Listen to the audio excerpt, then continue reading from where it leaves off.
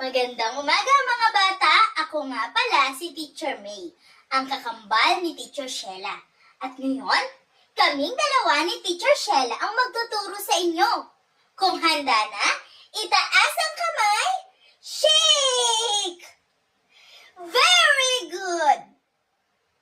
Alam niyo ba kung kailan unang inilabas ang mga lumang barya ng Bangko Sentral ng Pilipinas? Kailan nga ba? Tama!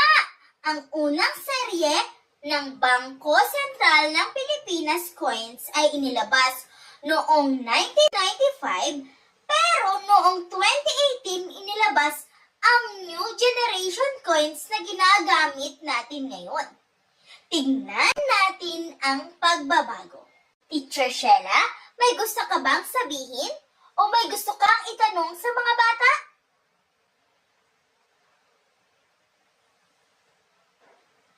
Ayan!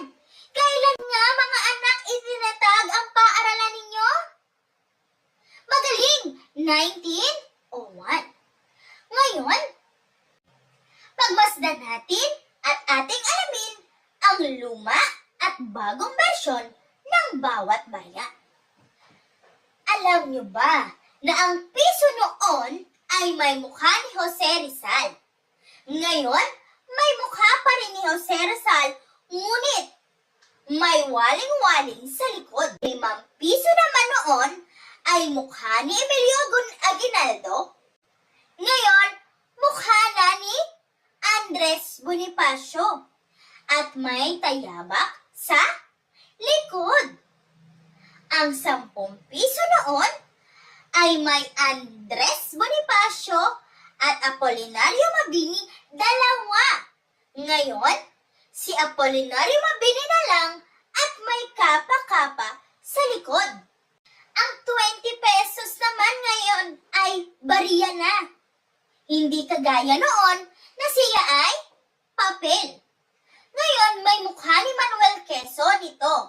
Isang barya. Ano ba ang napansin nyo sa piso, 5 at 10? Magaling! Ang lahat ng nasa unahan ay mga bayani.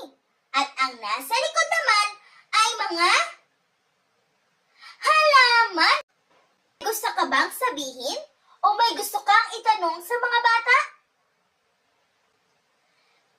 Kahit nagbago ang itsura ng ating mga barya, pareho pa rin ang kanilang halaga. Kaya mahalaga